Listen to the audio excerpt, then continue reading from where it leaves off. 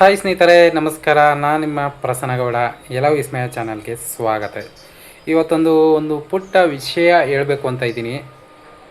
ಈಗ ಚಳಿಗಾಲ ಬೇರೆ ಇರ್ತದೆ, ಕೆಲವರಿಗೆ ಜ್ವರ ಬಂದ್ಬಿಟ್ಟಿರುತ್ತೆ, ಇದ್ದಕ್ಕಿದ್ದಂಗೆ ಜ್ವರ ಬರೋದು, ಕೆಲವ್ರಿಗೆ ತುಂಬ ಹೆದರ್ಕೊಬಿಟ್ಟು ಜ್ವರ ಬಂದ್ಬಿಟ್ಟಿರುತ್ತೆ, ಆಮೇಲೆ ತುಂಬ ಹೊಟ್ಟೆ ನೋವ್ತಾ ಇರುತ್ತೆ. ಆಸ್ಪತ್ರೆಗೆ ಹೋದ್ರೂ ಇದೇನಕ್ಕೂ ಸ್ಕ್ಯಾನಿಂಗು ರಿಪೋರ್ಟು ಏನೇ ಮಾಡಿದ್ರು ಏನೂ ಇಲ್ಲ, ನಾರ್ಮಲ್ ಅಂತ ಬಂದ್ಬಿಡುತ್ತೆ. ಕೆಲವ್ರಿಗೆ ಜ್ವರ ಬಿಟ್ಟು ಬರ್ತಾ ಇರುತ್ತೆ. ಹೀಗೆಲ್ಲ ಆಗ್ಬಿಡುತ್ತೆ ಸ್ನೇಹಿತರೆ. ಅದಕ್ಕೇನು ಪರಿಹಾರ? ಆಸ್ಪತ್ರೆಯಲ್ಲೂ ಕ್ಲಿಯರ್ ಆಗದೆ ಇದ್ದಾಗ, ಅದು ಸಮಾಧಾನ ಆಗದೆ ಇದ್ದಾಗ ಸುಸ್ತಾಗುತ್ತೆ, ಹೊಟ್ಟೆ ತಿನ್ನಬೇಕು ಅನ್ಸಲ್ಲ, ಹೊಟ್ಟೆ ಉಬ್ಬರಿಸ್ಕೊಂಡಂಗೆ ಆಗ್ಬಿಡುತ್ತೆ ಸ್ನೇಹಿತರೆ. ಈ ಥರ ಎಲ್ಲ ಆಗೋದು ಸಹಜ. ಕೆಲವರಿಗೆ ಏನು ಮಾಡಿದ್ರು ಅದು ಮೈ ಹತ್ತೋದಿಲ್ಲ ಸ್ನೇಹಿತರೆ. ಯಾವ ಹಾಸ್ಪಿಟಲ್ಗೆ ಹೋದರೂ ಸಮಾಧಾನ ಅಂತೂ ಪಕ್ಕಾ ಆಗಲ್ಲ. ಅವಾಗ ಏನು ಮಾಡ್ತೀರಾ? ಸುಸ್ತು ಅಂದ್ಬಿಟ್ಟು ವಾಮಿಟ್ ಮಾಡಿಕೊಂಡು ಹಾಗೆ ಇರ್ತೀರಾ ಅಲ್ವಾ? ಆಸ್ಪತ್ರೆ ಇಲ್ಲ ಅಂತಂದರೆ, ಪ್ರಯೋಜನ ಆಗಲಿಲ್ಲ ಅಂದರೆ ಸುಮ್ಮನಿರೋಕ್ಕಾಗತ್ತಾ? ಖಂಡಿತ ಆಗೋದಲ್ಲ. ಮೊದಲನೇ ಪ್ರಯತ್ನ ನಾವು ಮಾಡಿರಲ್ಲ, ಎರಡನೇ ಪ್ರಯತ್ನ ಅನ್ನೋ ಆಸ್ಪತ್ರೆಗೆ ನಾವು ಹೋಗಿ ಮಾಡ್ಕೊಬರ್ತೀವಿ. ಅದರಿಂದ ಏನೂ ಪ್ರಯೋಜನ ಆಗಿರಲ್ಲ. ಮಾತ್ರೆ ನುಂಗಿರ್ತೀವಿ, ಅದರಲ್ಲೂ ಪ್ರಯೋಜನ ಆಗಲ್ಲ. ಅದಕ್ಕಿರೋದು ಒಂದೇ ಉತ್ತರ. ಎಲ್ಲಿ ಹೋಮ ನಡೆಯುತ್ತೆ, ಉದಾಹರಣೆಗೆ ಶನೇಶ್ವರ ದೇವಸ್ಥಾನದಲ್ಲಿ, ಆಂಜನೇಯ ದೇವಸ್ಥಾನದಲ್ಲಿ ಹೋಮ ನಡೆಯುತ್ತೆ ಸ್ನೇಹಿತರೆ. ಅದು ಯಾವ ಹೋಮ? ನವಗ್ರಹ ಹೋಮ ಅಂತ ನಡೆಯುತ್ತೆ. ಆ ನವಗ್ರಹ ಹೋಮ ನಡೆದಾಗ ಈ ನವಗ್ರಹಗಳಿಗೆ ಏನೇನು ಬೇಕೋ ಅದನ್ನು ಸ್ವಾಹ ಕೊಟ್ಟಿರ್ತಾರೆ, ಆಹುತಿ ಕೊಟ್ಟಿರ್ತಾರೆ. 9 ಥರದ ಪುಷ್ಪ ಇರ್ಬೋದು, 9 ಥರದ ಧಾನ್ಯ ಇರ್ಬೋದು, 9 ಥರದ ಮರದ ಚಿಪ್ಪುಗಳು ಇರ್ಬೋದು, ಚಕ್ಕೆಗಳಿರ್ಬೋದು, 9 ಥರದ ಫುಡ್ ಇರ್ಬೋದು, ಅರಿಶಿನ, ಕುಂಕುಮ, ಎಲೆಗಳು, ದರ್ಬೆ, ಈ ಥರ ಹಲವಾರು ರೀತಿಯದ್ದು 9 ಥರದ್ದೆಲ್ಲನೂ ಅಗ್ನಿಗೆ ಆಹುತಿ ಕೊಟ್ಟು ಹೋಮನ ಸುಡ್ತಾರೆ ಸ್ನೇಹಿತರೆ. ಅದು ನವಗ್ರಹಗಳ ಶಾಂತಿಗೋಸ್ಕರ ಮಾಡಿರ್ತಾರೆ. ಆ ದೇವಸ್ಥಾನದಲ್ಲಿ ಅಮಾವಾಸ್ಯೆಗಳಲ್ಲಿ, ಹುಣ್ಣಿಮೆಗಳಲ್ಲಿ ಇದನ್ನು ನಡೆಯುತ್ತೆ. ನಿಮ್ಗೆ ಗೊತ್ತಿರುತ್ತೆ ಸ್ನೇಹಿತರೆ. ಅದು ನಡೆದಿರುತ್ತಲ್ವ, ಆ ಸ್ಥಳಕ್ಕೆ ಹೋಗಬೇಕು ಸ್ನೇಹಿತರೆ, ದರ್ಶನ ಮಾಡ್ಕೋಬೇಕು. ಅಲ್ಲಿ ಹೋಮಕುಂಡಲದಲ್ಲಿ ಬೆಂದು ಸುಟ್ಟು ಭಸ್ಮವಾಗಿ ಬೂದಿಯಾಗಿರ್ತದೆ ಸ್ನೇಹಿತರೆ. ಅವೆಲ್ಲ ಬೆಂದಿರುತ್ತೆ. ಆ ಬೆಂದಾಗ ಅದೆಲ್ಲ ಒಂದು ಪೌಷ್ಟಿಕಾಂಶ, ಒಂದು ಪವರ್ಫುಲ್ ಆಗಿರುತ್ತೆ ಸ್ನೇಹಿತರೆ. ಅದನ್ನು ಯಾವ ನೆಗೆಟಿವ್ ಶಕ್ತಿನೂ ಟಚ್ ಮಾಡೋಕ್ಕಾಗಲ್ಲ, ಅಷ್ಟು ಪವರ್ಫುಲ್ಲು. ನವಗ್ರಹ ಹೆಸರಲ್ಲಿ ಮಾಡಿರ್ತೀವಿ. ಈ ಪ್ರಪಂಚನ ನವಗ್ರಹಗಳೇ ಆಳ್ವಿಕೆ ಮಾಡ್ತಾ ಇರೋದು. ಅಂದರೆ ಪ್ರತಿಯೊಬ್ಬರು ಒಂದೊಂದು ರಾಶಿ ಇದೆ ಅಂದಮೇಲೆ, ಪ್ರತಿಯೊಂದು ರಾಶಿಗೂ ಒಂದೊಂದು ರಾಶಿ ಅಧಿಪತಿಗಳು ಇದ್ದೇ ಇರ್ತಾರೆ ಸ್ನೇಹಿತರೆ. ಮಕರ ರಾಶಿಗೆ ಯಾರು? ಶನೈಶ್ವರ. ಮಹೇಶ್ ಅಂತ ಬರ್ತದೆ, ಅವನು ಸಿಂಹ ರಾಶಿ.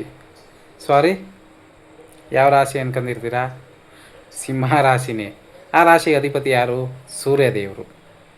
ಕುಂಭರಾಶಿಗೆ ಯಾರು? ಸ್ವಾಮಿಯವರೇ. ಹೀಗೆ ಕನ್ಯಾ ರಾಶಿಗೆ ಯಾರು? ಬುಧ. ಹೀಗೆ ರಾಶಿಗಳೆಲ್ಲ ಇರ್ತದೆ. ರಾಶಿ ಗ್ರಹಗತಿ ಇರ್ತಾರೆ. ಅದಕ್ಕೆ ಆ ಗ್ರಹಗತಿಗಳ ಹೆಸರು ಹೇಳಿ ಹೋಮ ಮಾಡಿರೋದ್ರಿಂದ ಆ ಹೋಮಕುಂಡದ ಭಸ್ಮ ಒಂದು ಪವರ್ಫುಲ್. ಆ ಪವರ್ಫುಲ್ ಆಗಿರೋ ಭಸ್ಮನ ನೀವು ಮನೆಗೆ ತಗೊಂಡೋಗ್ಬೇಕು. ನಾನ್ ವೆಜ್ ಮಾಡಿದರೆ ಅದು ಬೆಟರ್ ಅನ್ಸಲ್ಲ, ಪವರು ಅಲ್ಲಿ ಯೂಸ್ ಆಗಲ್ಲ. ಕೆಟ್ಟದ್ದನ್ನು ಅವ್ರು ಮಾಡಲ್ಲಲ್ವಾ, ಬಲಿ ಕೊಡಲ್ಲ ಅಲ್ವಾ ನವಗ್ರಹಗಳು, ಸೃಷ್ಟಿಕರ್ತರಲ್ವಾ. ಅದರಿಂದ ನೆಗೆಟಿವ್ ಬರಲ್ಲ ಅವ್ರಿಗೆ.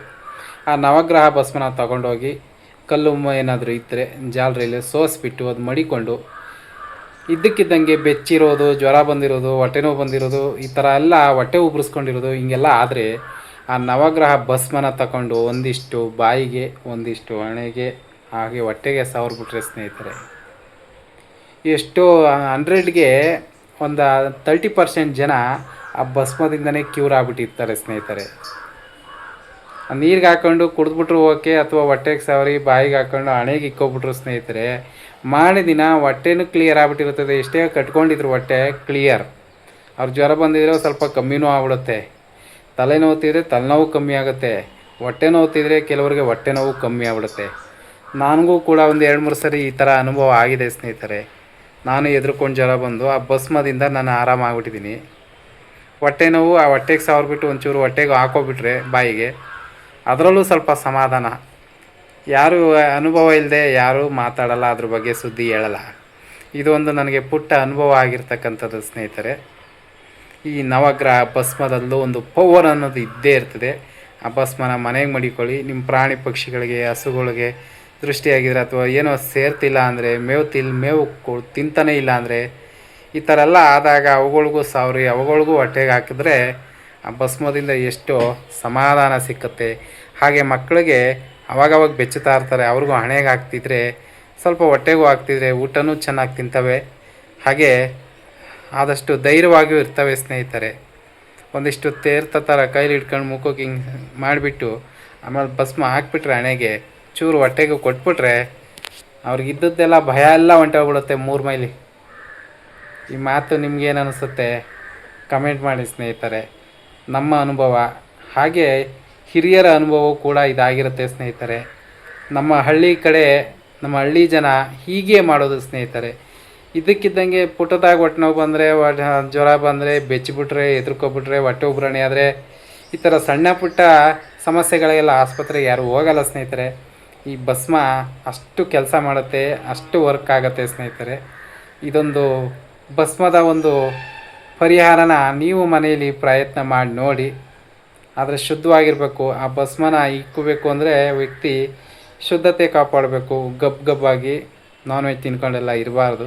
ನವಗ್ರಹಗಳು ಸೃಷ್ಟಿ ಮಾಡಿದವರು, ಸೃಷ್ಟಿಯ ಆಳ್ವಿಕೆ ಮಾಡೋರು. ಅವರು ಕೊಲೆಗಡುಕರಾಗೋದಿಲ್ಲ, ಕೊಲೆ ಮಾಡೋದನ್ನು ಮುಟ್ಟೋಕ್ಕೂ ಇಷ್ಟಪಡಲ್ಲ. ಅದಕ್ಕೆ ನಾವು ಶುಚಿಯಾಗಿರಬೇಕು. ಶುಚಿಯಾಗಿದ್ದು ದೇವಸ್ಥಾನದಲ್ಲಿ ಹೋಗಿ ಆ ಭಸ್ಮ ತರಬೇಕು. ಅದರಿಂದ ನಿಮಗೇನು ಸಣ್ಣ ಪುಟ್ಟ ಸಮಸ್ಯೆ ಅದನ್ನು ಕ್ಯೂರ್ ಮಾಡ್ಕೋಬೋದು.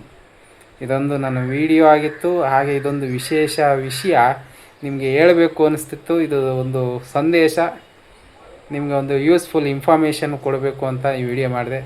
ಇಷ್ಟ ಆಗಿದೆ ಶೇರ್ ಮಾಡಿ, ಲೈಕ್ ಮಾಡಿ, ಸಬ್ಸ್ಕ್ರೈಬ್ ಮಾಡಿದ್ದೆ. ಧನ್ಯವಾದಗಳು ಸ್ನೇಹಿತರೆ.